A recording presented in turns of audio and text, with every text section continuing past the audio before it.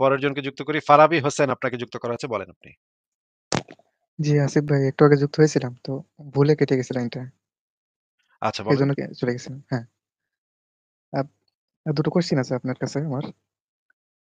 ১ম টা হচ্ছে গিয়ে এই যে ২ দিন আগে বাংলাদেশ নারী অধিকার যে কমিটি, সেখানে কিছু নারী অধিকার কর্মী তারা আ প্রধান উপদেষ্টার কাছে কিছু দাবি পেশ করেছেন। তো তার মধ্যে একটি ছিল যে যৌন কর্মী মানে যারা যৌনকর্মী করে বা যৌনকর্মী হিসেবে কাজ করেন, এটাকে একটা পেশা হিসেবে মর্যাদা দিতে। তো আ এ বিষয়ে মোটামুটি গবেষণা করতে গিয়েও দেখা গেল যে নর্ডিক দেশ যেমন নরওয়ে সহ সুইডেনেও এই যৌনকর্মীদের যারা কাস্টমার তাদেরকে নাকি শাস্তি দেওয়ারও ব্যবস্থা আছে। তাহলে এই কাজটা কি একটা মানে কাস্টমারদেরকে মানব মানবেতর কাস্টমারদেরকে শাস্তি দেওয়ার মানে কোথায় আছে ভাই? আমি তো হ্যাঁ, বুঝলাম না। হ্যাঁ, আপনি ChatGPT তেও সার্চ দিতে পারেন। আর ইন্টারনেটেও নর্ডিক ল এরকম একটা আইন আছে। নরডিক ল আমি তো জার্মানিতে থাকি, নেদারল্যান্ডসে আমি ঘুরে আসছি অ্যা বহুবার। না জার্মানিতে নাই, জার্মানিতে না। সুইডেন তারপরে নরওয়ে এরকম কিছু দেশে আছে নর্ডিক। আচ্ছা নরওয়ে, সুইডেন আচ্ছা ঠিক আছে আমি সার্চ করে দেখব। কিন্তু এরকম আচ্ছা ঠিক আছে শুধু আমি সার্চ কাস্টমার যে করে মানে বুঝতে এই আমি কাজটাকে এখন তারা বুঝতে পারতেছি। হয়তো এই কাজটাকে তারা হয়তো মানে নারীদের জন্য একটু আ মানে কি বলবো আরকি? এক হ্যাঁ, ধরনের যদি অবহেলা মনে করেন সেজন্য। অবহেলা কেন হবে ডিগ্রেডেবল বুঝলাম না তো। ডিগ্রেডেবল মনে করে আরকি।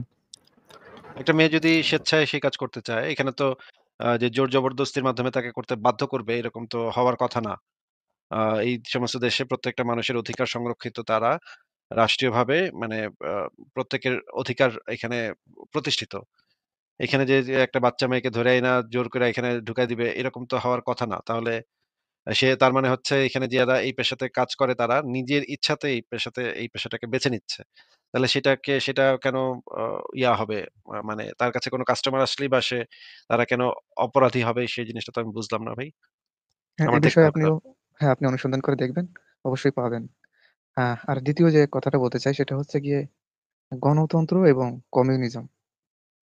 তো এই দুটো আদর্শের মধ্যে আপনার কাছে কি কখনো এরকম মনে হয় না যে কিছু ক্ষেত্রে জনগণের যে সাইকোলজি বা চিন্তাভাবনাগুলোর উপর ভিত্তি করে কমিউনিজম অত্যন্ত মানে অনেক সময় অত্যন্ত প্রয়োজনীয় একটা রাষ্ট্র ব্যবস্থা হয়ে যায়?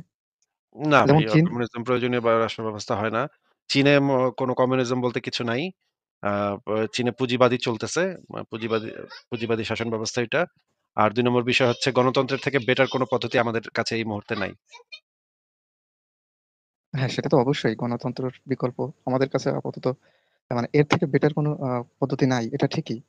কিন্তু দেখেন যে দেশের জনগণ এক ধরনের মানে ভাববাদী বিশ্বে বসবাস করে। দেখেন ভারত, বাংলাদেশ এই অঞ্চলের মানুষ বা পাকিস্তান তারা ভাববাদী বিশ্বে বসবাস করে। কিন্তু চীনের মানুষেরা কিন্তু তারা যেকোনোভাবে কমিউনিজম প্রতিষ্ঠা করে তারা বাস্তববাদী হয়েছে। এইজন্য চীন আজ কিন্তু পৃথিবীর ২য় মানে ৪৭ বছরের মধ্যে পৃথিবীর ২য় শক্তিশালী অর্থনৈতিক দেশে পরিণত হয়েছে। আর চীনের শহরগুলো আমেরিকার যেকোনো শহরের প্রত্যেকটা শহরের থেকে চীনের শহরগুলো অত্যন্ত এগিয়ে। সে পরিকল্পনা বলেন, পরিষ্কার পরিচ্ছন্নতা বলেন, স্মার্ট মানে নিরাপত্তা বলেন সবকিছুতেই এগিয়ে। এ বিষয়ে আমি গবেষণা করে দেখলাম। তা এই ১৪০ কোটির জনসংখ্যা নিয়ে চীন যে পরিমাণে অ্যা অর্থনৈতিকভাবে এবং অন্যান্য সকল ক্ষেত্রে এগিয়েছে, আপনি দেখেন তো গণতন্ত্র প্রতিষ্ঠা করে ভারত আজ কোন পর্যায়ে? কারণ তো এই অঞ্চলের মানুষের যে সাইকোলজি তারা ভাববাদী বিশ্বে বসবাস করে। আর চীনের মানুষেরা বাস্তবিক এবং যুক্তি ও বিজ্ঞানের আলোকে বসবাস করে। তাহলে তারা কমিউনিজম প্রতিষ্ঠা করে তো তারা বৈজ্ঞানিক দৃষ্টিভঙ্গি এবং বাস্তবতাকে তারা প্রতিষ্ঠা করতে পেরেছে বলেই তারা এই দরিদ্রতা থেকে অত্যন্ত দ্রুত সময়ের মধ্যে তারা উন্নতি করতেছে। তাই না না? ভাই এটা আমার মনে হয় না। অনেক দেশই কমিউনিজম প্রতিষ্ঠা করতে গিয়ে পুরা ম্যাসাকার করে ফেলছে। ফারাজ ভাই আপনি সেটা কি অবশ্যই। উনার সাথে কথা বলবেন? আমার ছেলের বন্ধু-বান্ধবরা আসছে। ওরা একটু হইচই করতেছে। ফারাজ ভাই আপনি কি আছেন? জি, শিওর আসিফ ভাই। আমার বাবা হইলে তো এতক্ষণ হাতে ব্যথা থাকতো। এনিহাউ ঠিক আছে আসিফ ভাই, হইচই আপনি হইচই ইয়ে করুক। করেন, আমি আমি কথা একটু বলতেছি। ঘুরে আসি। হ্যাঁ, ঠিক আছে। হ্যাঁ, শিওর, শিওর। হ্যাঁ, দাঁড়ান একটা সেকেন্ড আমি একটু ইয়ে করি বিষয়ে। হ্যাঁ ভাই বলেন। ফারাবী সাহেব বলেন। হ্যালো? দেশের যে আনমিউট করেন ভাইয়া। দেশের সার্বিক জনগণের যে মেন্টালিটি এটা কিন্তু খুব গুরুত্বপূর্ণ একটা বিষয়। ইউরোপে যে রেনেসাঁ বিপ্লব ঘটেছে তার মাধ্যমে যুক্তির বিকাশ ঘটেছে। কিন্তু আমাদের এই অঞ্চলে কিন্তু ঘটেনি। সেই কারণে গণতন্ত্র এইসব অঞ্চলে দক্ষিণ এশিয়ার দেশগুলোতে কখনোই সুষ্ঠু গণতন্ত্র প্রতিষ্ঠা করা সম্ভব হয়নি। কারণ তারা ভাববাদী বিশ্বে বসবাস করে, কল্পনার জগতে। তারা পৃথিবীকে মনে করে যে বৃথা। তাহলে এখানে এই গণতন্ত্র প্রতিষ্ঠা করা, সুষ্ঠু গণতন্ত্র প্রতিষ্ঠা করা সম্ভব নয়। যতক্ষণ না তাদের মধ্যে যুক্তি এবং আচ্ছা, বিজ্ঞানের আপনি কি বিকাশ ঘটছে, তাই না? আপনি কি গণতন্ত্রের সাথে এটার কনফ্লিক্টটা কোথায়? গণতন্ত্রের সাথে ধরেন কেউ অনেক মানুষ বা বেশিরভাগ মানুষ যদি ভাববাদী হয়, এখানে সমস্যাটা কোথায়? মানে কি ধরনের লতে আপনি সমস্যা দেখতেছেন আরকি? হ্যাঁ, এখানে সমস্যাটা হচ্ছে গিয়ে আপনি যখন তারা ভাববাদী জগতে বসবাস করে, কিন্তু আপনি যখন ওকে। একটা বৈজ্ঞানিক হ্যাঁ, আপনি যখন একটা বৈজ্ঞানিক আ সত্য তার সামনে আনবেন, সে ওই ভাববাদী জগতে যেহেতু বসবাস করে, সে ওটাকে গ্রহণ করবে না। কারণ সে ধর্ম দ্বারা বা অন্য মতাদর্শ দ্বারা সে কিন্তু ভাবের জগতে আছে, সে কিন্তু বাস্তব জগতে নাই। কিন্তু ভাববাদী ধরেন ভাববাদী একটা সমাজের মধ্যে যদি আপনি গণতন্ত্র প্রতিষ্ঠা করেন, সেখানে তো এমন জিনিসটা গণতন্ত্র তো এমন কিছু আপলোড করতেছে না যে আপনি তাকে ধীরে ধীরে ভাববাদ থেকে বের হয়ে আনতে পারবেন না, বের করে আনতে পারবেন না। সেটা আপনি বের করে আনবেন। অবশ্যই পারবেন। জি। সেটা আমি বলছি না। কিন্তু সেজন্য তো আপনাকে সেই জনসংখ্যাকে কন্ট্রোল আপনাকে করতে হবে। কারণ আপনি কি করে কন্ট্রোল করবেন? আপনি বাংলাদেশের কথা চিন্তা করুন। না, আপনার কাছে ২ টা বাংলাদেশের প্রসেস আছে, বুঝতে পারছি। আপনার পয়েন্টটা বুঝতে হ্যাঁ, পারছি। আপনার কাছে ২ টা ওয়ে আছে। এক হচ্ছে আপনি হচ্ছে ব্যবহার করবেন, আপনি মিলিটারি ফোর্স ব্যবহার করবেন। মিলিটারি ফোর্স ব্যবহার করে আপনি আপনার দেশের জনগণের লাইনে রাখবেন। এই একটা প্রসিডিউর আছে আপনার কাছে। আরেকটা হ্যাঁ, প্রসিডিউর হচ্ছে যে দেশের মানুষকে হ্যাঁ, আপনি বলেন। আ দেশের মানুষকে আপনি ধীরে ধীরে শিক্ষার মাধ্যমে, সংস্কৃতির মাধ্যমে, বাক স্বাধীনতার মাধ্যমে ধীরে ধীরে দেশের মানুষের মধ্যে একটা চেঞ্জেস আনবেন। এই আলাদা একটা প্রসেস আছে। ২ প্রসেস জি, জি। এখন আপনার কাছে মনে হইতে পারে যে আপনি যদি আর্মি দ্বারা কোনো একটা দেশের মানুষকে পরিবর্তন করবেন, এটা যদি আপনার মনে মনে হয়, আই ডোন্ট থিংক এটা সব জায়গায় ভালো হবে এবং সব জায়গায় ভালোভাবে কাজ করবে। এবং বড় সমস্যা যেটা হবে সেটা হচ্ছে যে মানুষ তার ডিসিশন আ তার নিজের ইচ্ছামত চেঞ্জ করতে পারল না। নিজের ইচ্ছামত তার ডিসিশনটা মেক করতে পারল না। মানুষের জীবনের যে একটা বড় পর্যায়ে একটা বড় স্ট্যান্ড, যেটা বড় দরকারি বিষয়, যেটা সেটা হচ্ছে স্বাধীনতা তার। তার স্বাধীনতা আল্টিমেটলি আপনি হরণ করতেছেন এবং দুলাল সরকার ভাই, এখানে যেভাবে আরেকটা বলতেছে বিষয় মনে সেভাবে তার। রাখতে হবে। এখানে আরেকটা বিষয় মনে রাখতে হবে যে পেট ঠান্ডা তো ভাই দুনিয়া ঠান্ডা। আপনি আর সৌদি আরব তাইলে অথবা কুয়েতের দিকে তাকান। আপনি যদি এই প্রসিডিউর বিশ্বাস করেন, তাহলে ধরেন আপনাকে যদি সুযোগ দেওয়া হয়, পেট ঠান্ডা তো দুনিয়া ঠান্ডা। তাহলে আপনি কোন দেশে যাওয়ার চেষ্টা করবেন? আপনি কি ইউএসএ যাওয়ার চেষ্টা করবেন না চায়না যাওয়ার চেষ্টা করবেন, যদি আপনাকে সুযোগ দেওয়া হয়? হ্যাঁ, আমাকে যদি সুযোগ দেওয়া হয় তাহলে আমি চেষ্টা করব। হুম। আমি ব্যক্তিগতভাবে যদি বলি আমি চায়না যাব। কারণ কি জানেন? কারণ সেখানে তারা একটা নিরাপদ, উন্নত, একটা সমৃদ্ধ রাষ্ট্রে তারা পরিণত হয়েছে এবং সেখানে আচ্ছা, শ্রমের তাহলে মানে হচ্ছে আপনার হ্যাঁ, কাছে ইয়েটা অ্যাকচুয়ালি ম্যাটার করে না। আপনার কাছে হ্যাঁ, স্বাধীনতাটা আমি অ্যাকচুয়ালি ম্যাটার ইউরোপেও করে যাব। না। হ্যাঁ, আমি ইউরোপেও যাব। আমি গণতান্ত্রিক দেশেও যাব এবং আমি এই যেখানে আমি নিয়ন্ত্রণ তো করা হচ্ছে ভাই ব্যাক হ্যাঁ, কলার মতো কথা বলেন। আমি আপনাকে চুজ করতে বলতেছি বিটুইন ডেমোক্রেসি আর হচ্ছে কি আপনার কমিউনিজম। যখন আপনি চুজ করবেন, আপনি যদি কমিউনিজম চুজ করেন ওভার ডেমোক্রেসি, কারণ ডেমোক্রেসি যে জিনিসটা নিয়ে আসবে সেটা হচ্ছে আপনার ভায়োলেন্স। যে ডেমোক্রেসি যে জিনিসটা নিয়ে আসবে সেটা হচ্ছে কেওস। ডেমোক্রেসিতে আপনার কেওস জিনিসটা থাকবেই। ইসা থেকে কমিউনিস্টিক একটা ফ্যাসিস্ট ফ্যাসিস্ট ইসের মধ্যে, সমাজ ব্যবস্থা থেকে ডেমোক্রেসিতে কেওস একটু বেশি থাকবে। এটা স্বাভাবিক। এটা এই জিনিসটা হবেই। না, আপনি যদি মনে করেন যে আপনার কাছে স্বাধীনতা বড় না, আপনার কাছে বড় জিনিসটা হচ্ছে আম যে মানুষ লাইনে থাকবে, আপনার জীবনের নিরাপত্তা বা আম পেট ঠান্ডা তো দুনিয়া ঠান্ডা যেটা বললেন, সেটা যদি আপনার কাছে ইম্পোর্টেন্ট হয়, ফাইন।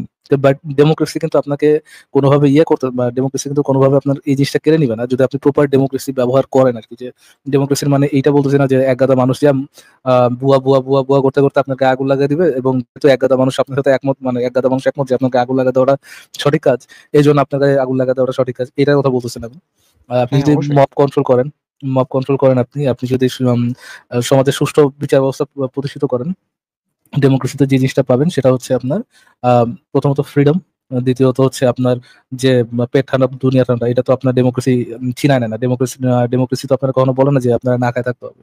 এটাও তো ডেমোক্রেসি বলে না। তো তারা আপনার যদি কাছে যদি ইয়েটা ইম্পোর্টেন্ট না হয়, আপনার কাছে যদি ডেমোক্রেসির স্বাধীনতা ইম্পোর্টেন্ট না।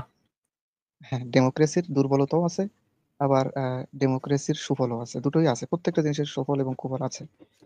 ডেমোক্রেসির কিছু দুর্বলতা হচ্ছে গিয়ে এখানে এই যে পুঁজিবাদী যে সমাজ ব্যবস্থা গড়ে উঠেছে, এখানে যারা ধনী তারা শুধু ধনীই হচ্ছে। গরিব মানুষেরা কিন্তু তারা ভাইয়া, গরিবই রয়ে যাচ্ছে। ভাইয়া চায়নার মধ্যে কি সবাই সাইমultaneously হচ্ছে নাকি, ধনী হচ্ছে নাকি ভাইয়া? হুম, সেটা অবশ্যই হবে। চায়নার মধ্যে কি আপনার ক্যাপিটালিজম নাই ভাইয়া?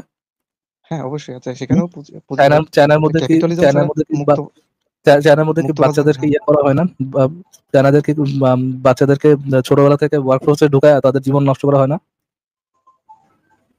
হ্যাঁ, চিপ লেবারে মানুষের জীবনটা ঢুকে ঢুকে শেষ করা হয় না চায়নার মধ্যে? এরকমও আপনার কিছু এই যে সমস্যা অবশ্যই আছে। কমিউনিজমের যে বিষয়গুলা, যে ফ্যান্টাসিগুলা, ওই ফ্যান্টাসিগুলা বাই বুকতি থাকে, কিন্তু ফ্যান্টাসিগুলা সামনে এসে কোনোভাবেই কাজ করে না। আপনি হ্যাঁ, যদি এটা যে অবশ্যই ঠিক। ক্যাপিটালিজমের ইয়ে করতে চান, ও ক্যাপিটালিজমের, হ্যাঁ অফকোর্স ক্যাপিটালিজমের খারাপ জিনিস আছে, no doubt about it, but এটার জন্য যদি আপনি কোনো ইউরোপিয়ান সমাজ ব্যবস্থা নিয়ে আসেন যেটার সাথে রিয়ালিটির কোনো সম্পর্ক নেই, তাহলে তো এটা ইয়ে না, এটা তো মানে ওয়ার্কেবল কোনো কিছু না, এটা তো বাস্তবিক কোনো কিছু না। হ্যাঁ, অবশ্যই। এবার আমি শেষ করি। মানে সেটা হচ্ছে কি, যে আমি ব্যক্তিগতভাবে আমি গণতন্ত্রের থেকে ভালো কোনো সমাজ ব্যবস্থা, সরকার ব্যবস্থা আমার কাছে নাই, আমি দেখি না গণতন্ত্রের থেকে। কিন্তু যে আপনাকে আমাদেরকে এটাও বুঝতে হবে যে এমন একটা সব সমাজে আপনি গণতন্ত্র প্রতিষ্ঠা করতে পারবেন না। এই যে এখন যেখানে মুসলিম সংখ্যাগরিষ্ঠ বা এ, হিন্দু সংখ্যাগরিষ্ঠ, মুসলিম সংখ্যাগরিষ্ঠের কথাই বলি, সেখানে আপনি জীবনেও গণতন্ত্র প্রতিষ্ঠা করতে পারবেন না। এখন আপনি যদি সেখানে, মানে আমি এখানে করতে বলছি না, কেন ধরুন কেন যে পারবো না? শেখ মুজিবুর রহমান, কেন পারবো না? মানে যদি সেখানে মুসলিম সংখ্যাগরিষ্ঠ হয় কন্ট্রাডিকশন এবং দেখান তাকে যে যদি, যে একটা কন্ট্রাডিকশন দেখা যায় এখানে মুসলিম সংখ্যাগরিষ্ঠতা, এই মুসলিম সংখ্যাগরিষ্ঠতা কিসের ডেমোক্রেসির কোনটার সাথে কন্ট্রাডিক্ট করে, কিসের সাথে কন্ট্রাডিক্ট করে? কন্ট্রাডিক্ট করে না, কিন্তু তারা তো এই ডেমোক্রেসিকেই সমর্থন করে না, তারা তো এটাকে কুফরি মনে করে। তাহলে তারা, সে কি সেটা আপনি তাদের মধ্যে কিভাবে প্রতিষ্ঠা ভাই, করবেন? মুসলিম হইলে যে একজন ব্যক্তি মুসলিম হইলে যে ডেমোক্রেসিকে কুফরি মনে করবে, জিনিসটা তো এরকম না। আপনি তো হ্যাঁ, সেটাও ঠিক। আহ, মুসলিমের একটা ইয়ে মানে ইসলামিক পয়েন্ট অফ ভিউ থেকে যে সংজ্ঞা সেটা নিচ্ছেন আর কি। মানুষ তো ধরেন ইসলাম সম্পর্কে দু একটা জিনিসও জানে না, তারাও তো নিজেদেরকে মুসলিম বলে মানে ইয়ে করে, আইডেন্টিফাই করে, এবং তারা ইয়াকে তারা তো ইসেকে গণতন্ত্রকে কুফরি মনে করে না, বা এই গণতন্ত্রের সাথে, সমাজ ব্যবস্থার সাথে তারা আহ, ইয়াকে আপনার ধর্মকে মিলাতে যায় না, রাজনীতির সাথে ধর্মকে মিলাতে যায় না, এরকম তো অনেক জনসংখ্যা আছে। আপনার সে তো যে অবশ্যই, কনসার্নটা, আমি লিবারেল মানুষ কনসার্নটা আছে। বুঝতে পারছি, এই কনসার্নটা সত্য, কনসার্নটা যে একেবারে খারাপ কনসার্ন সেরকম না। আম, আপনি যখন আম, যারা গণতন্ত্রকে আপহোল্ড করে না তাদেরকে যখন আপনি সুযোগ সুবিধা দিবেন, তারা কি করবে, আম, আম, তারা একটা বড় ধরনের কেওস তৈরি করবে, এবং আহ, তারা অন্যের অধিকার, যারা মুসলিম না তাদের অধিকার হরণ করার চেষ্টা করবে, মব ভায়োলেন্স থেকে শুরু করে আরো অনেক কিছু করতে, এবং ডেমোক্রেসির এগেনস্টে কথা বলবে, এটাও সত্য। তারা শরিয়া প্রতিষ্ঠা করার চেষ্টা করবে, এটাও সত্য। বাট যে জিনিসটা করা উচিত, এটার যে সলিউশনটা, আমার মনে হয় না যে মানুষের গাড় ধরে লাইনে রাখা is a proper solution. Democracy, autocracy, communism, fascism, এগুলো কোনো সলিউশন আমার কাছে মনে হয় প্রপার সলিউশন হচ্ছে যেখানে প্রবলেম সেইখানে সলিউশন করা। প্রবলেমটা হচ্ছে ইসলামে। ইসলাম মানুষকে সভ্য হওয়া থেকে বিরত রাখতেছে। দেন সলিউশন করতে হবে বা অ্যাটাকটা করতে হবে আপনার ইসলামের মধ্যে।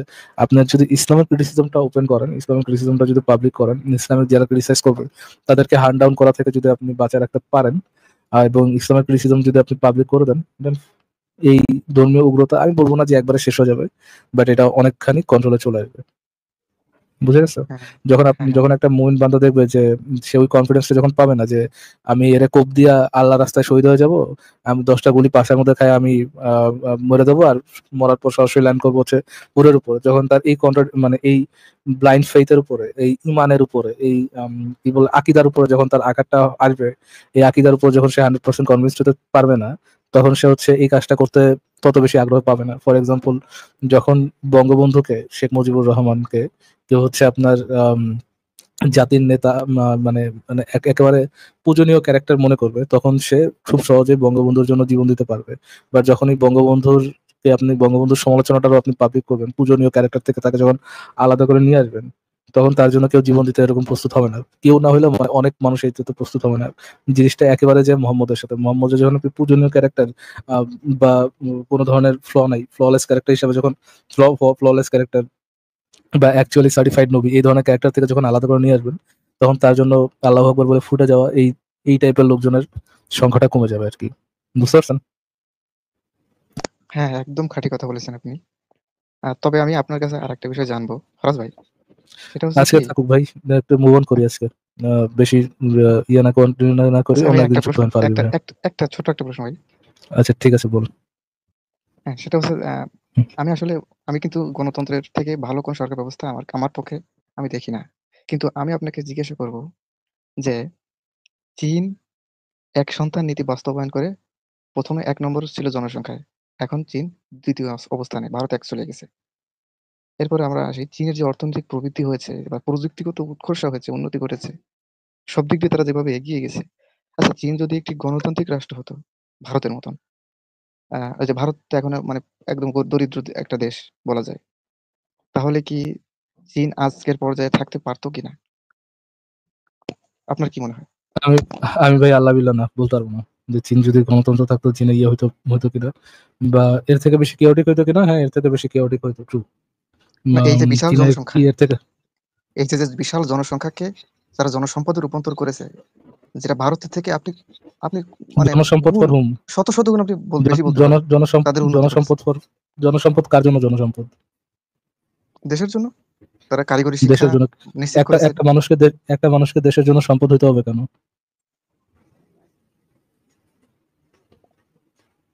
আহ, দেশের প্রত্যেকটা মানুষ যখন নিজের অবস্থান থেকে ভালো হবে, নিজে প্রতিষ্ঠিত হবে, দেশের জন্য পরিবারের দায় নেবে, তো সম্পদ, দেশটা ফর এভাবে এগিয়ে এক্সাম্পল যাবে।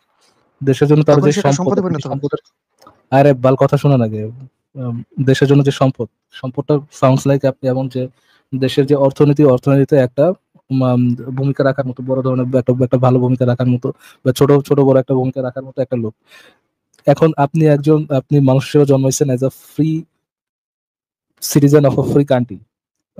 আপনি একটা স্বাধীন মানুষের জন্মায় আপনার একটা দেশের অর্থনীতির চাকা হইতে হবে, একটা দেশের অর্থনীতির চাকা হইতে হবে কেন আপনাকে? কি জিনিসটা আপনার বাধ্য করে যে আপনি বাংলাদেশে জন্মাইলেন? বাংলাদেশের কোন জিনিসটা মোরালি বাধ্য করে আপনাকে যে আপনাকে বাংলাদেশের কোন একটা আম, বাংলাদেশের অর্থনীতির চাকার কোন একটা কিছু হইতে হবে আপনাকে? বাধ্য হইতে হবে কেন আপনাকে? হ্যাঁ, এটাও একটা খুব আপনি মানে আপনার জটিল দেশের একটা প্রশ্ন। টুল হইতে যাবেন কি জন্য? আপনি আপনার এটাও দেশের একটা একটা টুল হইতে যাবেন কি জন্য? আপনি আপনার দেশেরও তো টুল হইতেছে না। দেশ তো কোনো একটা বিং না যে বিংটা আপনার টুল হয়ে দেশের আলটিমেটলি কোনো সুবিধা হইতেছে। আপনি আলটিমেটলি টুল হইতেছেন কোনো কর্পোরেশনের। আপনি আলটিমেটলি টুল হইতেছেন কোনো একটা আম, আহ, কোনো একটা আম, কি বলে এটাকে, রাজনীতিবিদের। আপনি আপনার মতো সম্পদ হচ্ছেন না। আপনি তো আপনার ডিসিশন নিচ্ছেন না। আপনি একটা কর্পোরেশনে যাচ্ছেন কাজের জন্য। ওই কর্পোরেশন আপনার পুরা সময়, পুরা মেধা, পুরা লাইফস্টাইলে চুষে নিতেছে। আপনার 20-30 বছর চুষে নিবে, চুষে নিয়ে আলটিমেটলি ফেলাই দিতেছে। যদি আপনি ওইভাবে জাজ করতে চান, আপনার হইতে হবে কেন একটা দেশের জন্য সম্পদ? এটাও একটা খুবই চিন্তার প্রশ্ন, যে আসলেও তো, কিন্তু ব্যাপারটা হচ্ছে বাস্তবতা নিরিখে মানে টিকে থাকতে গেলে তো ভাই এখন কিছু তো একটা করতে হবে, তাই না? সংসার চালাতে হবে, পরিবার চালাতে আচ্ছা, হবে। ঠিক আছে। থ্যাংক ইউ ফারাবি আচ্ছা, ভাই, ধন্যবাদ। যুক্ত হওয়ার জন্য জি ভাই। ধন্যবাদ। আমরা তাহলে একটু মুভ অন করি। ঠিক আছে ভাই। দেশের সম্পদ আমার ছাত্রলীগের সভাপতি আপনাকে যুক্ত করা হয়েছে, আনমিউট করে বলুন।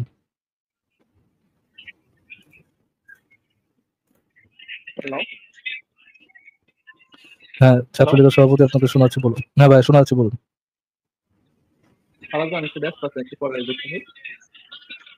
শিওর। সত্যের পথে আপনাকে যুক্ত করা হচ্ছে, আনমিউট করে বলুন।